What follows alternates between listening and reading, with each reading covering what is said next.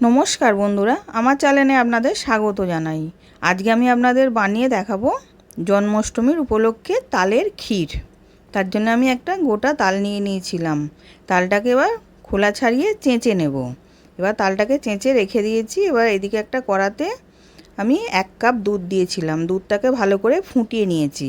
এবার ওর মধ্যে 1 প্যাকেট গুঁড়ো দুধ দিয়ে দিলাম, দিয়ে ওটাকেও ভালো করে মিশিয়ে নিচ্ছি।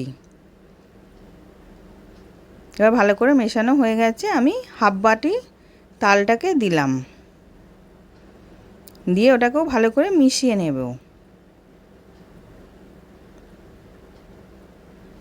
এবার ভালো করে মিশিয়ে ঘন করে নেব।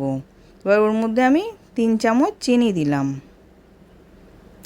আর 2 চামচ নারকেল কুঁড়ো দিলাম, দিয়ে ওটাকেও ভালো করে মিশিয়ে নেব। মিশিয়ে একদম ঘন ক্ষীর করে নেব। এবার ভালো করে মিশিয়ে ঘন করে ক্ষীর হয়ে গেছে। এবার আমি ওটাকে নাবিয়ে নেব। এবার নাবিয়ে নিয়েছি। আশা করছি ভিডিওটা ভালো লেগেছে। আমি হাজির হব আর এক নতুন রেসিপির সাথে।